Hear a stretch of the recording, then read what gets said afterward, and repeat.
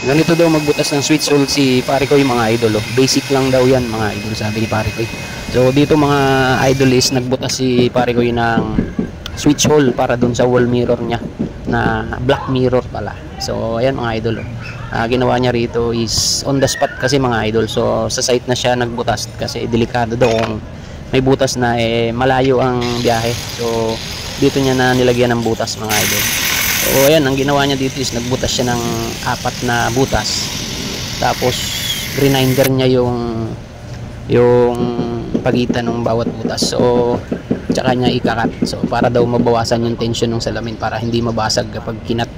So ganito lang pala ang diskarte ng pagbubutas ng switch hole mga idol. So nagtataka lang ako mga idol kasi sa likod siya nagbutas. Sa likod siya ng mirror nagbutas ng salamin.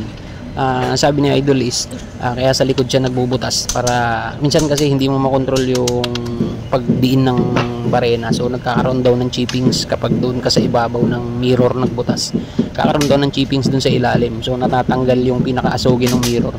So minsan is na-reject yung salamin mga idol. Yun ang paliwanag ni idol.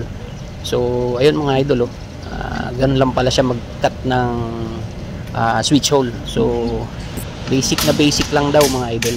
So ganun lang pala ang pagbubutas ng mirror mga idol sa mga switch hole niya or sa mga butas. So ayun mga idol, panoorin nyo para magkaroon kayo ng idea o sakali baka magamit nyo in the future na yung kanyang mga diskarte mga idol.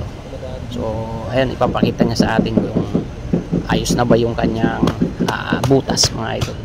So ito naman kasi is for installation na rin kaagad. So ayun, para actual daw sa site yung pagsusukat minsan daw kasi is nagkakamali kasi pagka in-order mo minsan nagkakamali ng sukat. Mas maganda daw sa site para sigurado na yung sukat mga idol. So ayan mga idol, nakita nyo ang ganda rin ng pagkabutas niya. Thank you so much po sa panonood mga idol. Hanggang dito na lang itong mga